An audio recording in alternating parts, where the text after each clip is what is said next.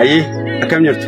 Ani maqaan koo Barataa Saabit Abdallaan jedhama. Akkasumas Vaayis Pirezidaantii Gamtaa Barattoota Yuunivarsiitii Mattuuti.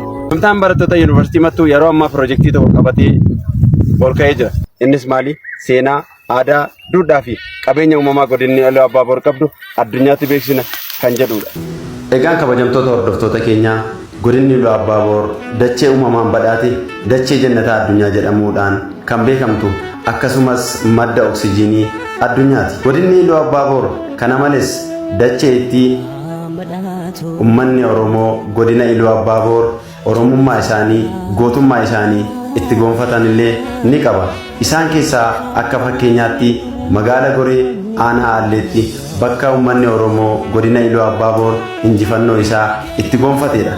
Kunis waraana Saambee jedhamuudhaan kan beekamudha.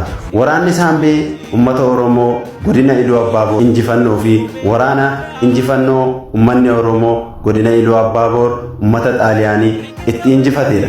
Waraanni Saambee ummata Oromootiif adawaa lammaffaadha. Maal kana qofaree magaalli Goree seenota darban keessatti guyyaa tokkoof teessoo mootummaa Itoophiyaa taate jechuudhaan seenaan dogoggoraa barreeffamee turuun isaa ni yaadatama. Haa ta'u malee yeroo ammaa kana hayyooleen beektoleen seenaa qoratanii akka nuuf ibsanitti magaalli Goree ji'oota 7 teessoo mootummaa Itoophiyaa akka taates ragaan ni mul'isa. Maal kana qofaree godinni Iluu Abbaaboor biyya dhadhaa, biyya dammaa, biyya loonii, biyya fooniiti. Kottaa waliin taanee Iluu Abbaaboor Itoophiyaa, Afrikaa, addunyaatti haa mul'ifnu.